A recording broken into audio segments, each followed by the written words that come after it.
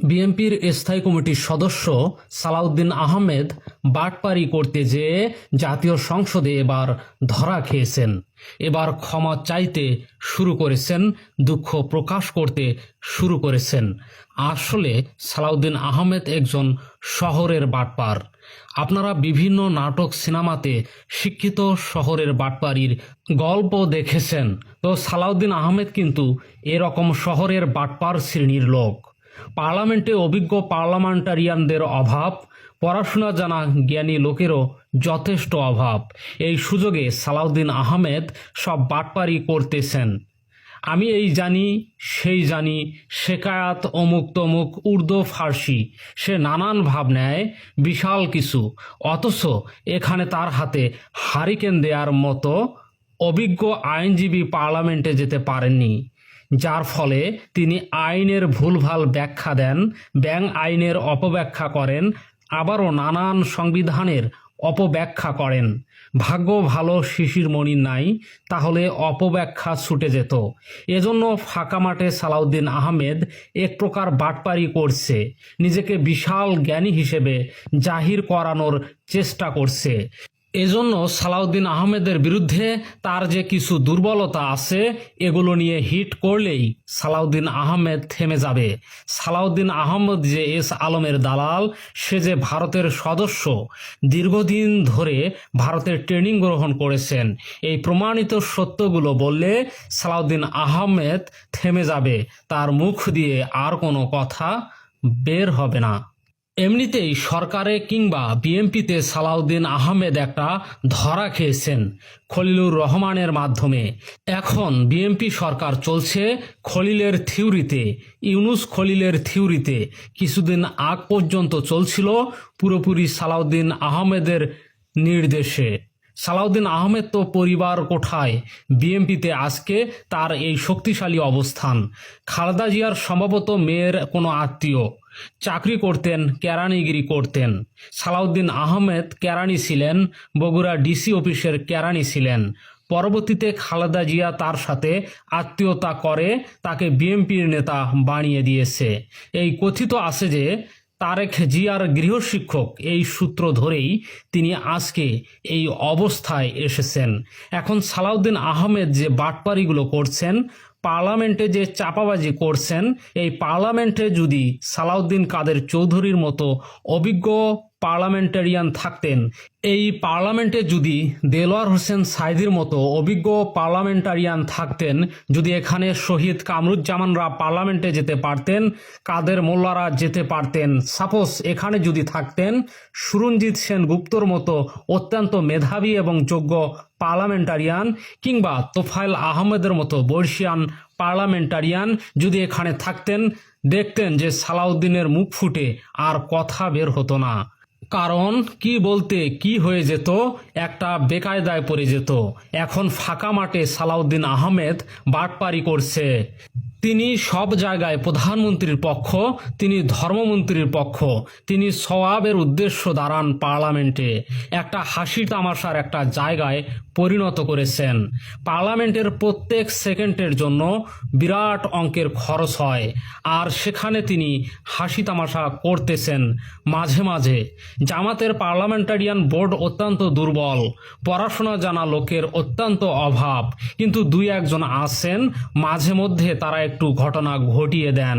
দর্শক, ব্যারিস্টার নজিব অত্যন্ত ভদ্র এবং মেধাবী লোক, তিনি অত্যন্ত সফটলি আর একটু স্মার্টলি বললে ভালো হতো। সালাউদ্দিন আহমেদের একটা গোমর ফাঁস করে দিয়েছেন পার্লামেন্টে, যে সালাউদ্দিন আহমেদ এস আলমের গাড়িতে চড়ে এসে সংবর্ধনা নিয়েছিলেন, খোসা দিয়েছেন। সংবর্ধনায় সালাউদ্দিন আহমেদের 12টা বেজে গেছে।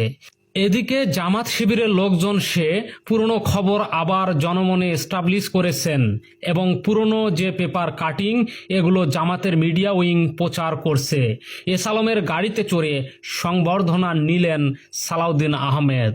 সালাউদ্দিন আহমেদ যে ধরা খেয়েছেন তার প্রমাণ হচ্ছে সালাউদ্দিন আহমেদ পার্লামেন্টে এই এস আলমের গাড়ি চড়া বিতর্কে ব্যারিস্টার নাজিব মমিনের খোঁচার জবাবে তিনি বলছেন, আমরা গরিব না, টাকা পয়সা আছে। এখন তার সম্পত্তির হিসাব নিকাশ বেরিয়ে গেছে।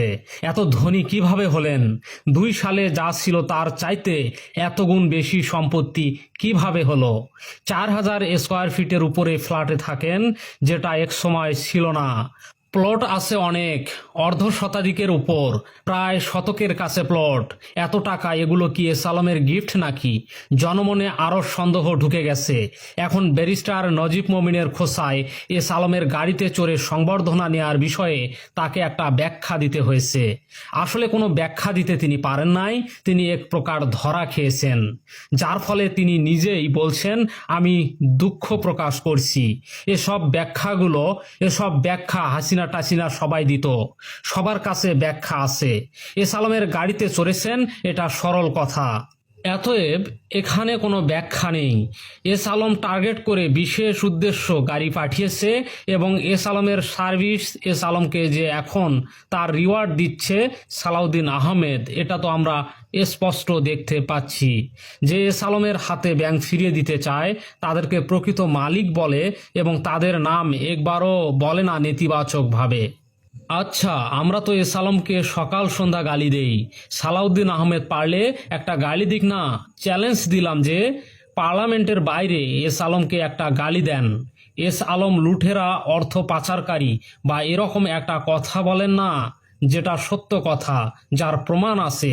এরকম একটা কথা বলেন, দেখবেন যে সালাউদ্দিন আহমেদ বলতে পারবে না।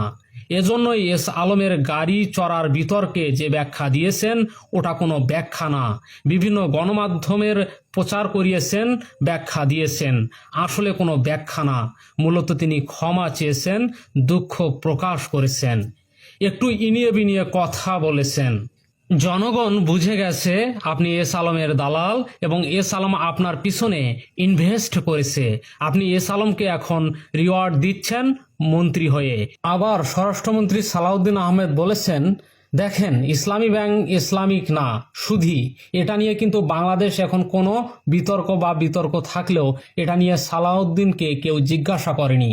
অথচ তিনি বলেন ইসলামী ব্যাংক ইসলামী না। সালাউদ্দিন সাহেব ব্যাংক ডাকাতিকে অন্যদিকে মোড় নিতেই তিনি ইসলামী ব্যাংক নন ইসলামিক এই ব্যাখ্যা নিয়ে এসেছেন। বাটপার এভাবেই বাটপারি করছে। একটা পর্যায়ে ব্যাখ্যা ট্যাখ্যা দিয়েছে যে আমার এই কয়টা গাড়ি আছে, ভুংভাং ব্যাখ্যা টাকা দিয়েছে বলছে। তারপরও যদি এটা ভুল হয়ে থাকে আমি জাতির সামনে দুঃখ প্রকাশ করছি। আবার সে দুঃখ প্রকাশ পার্লামেন্টে বলছে। ভুল হয়ে না থাকলে আপনি দুঃখ প্রকাশ করবেন কেন দুঃখ প্রকাশ করলেন? তো প্রিয় দর্শক, সালাউদ্দিন আহমেদ পার্লামেন্টে প্রতিনিয়ত এভাবে বাটপারি করে যাচ্ছেন। তার বাটপারি আটকানোর কারো ক্ষমতা নেই, কারো সাধ্য নেই। তো প্রিয় দর্শক, এখনকার মতো ভিডিও এ পর্যন্তই। ভিডিওর নিচে মন্তব্যের ঘরে আপনার মন্তব্য জানাতে পারেন। আর এরকম ভিডিও দেখতে চ্যানেলটি সাবস্ক্রাইব করে সাথে থাকুন। ধন্যবাদ।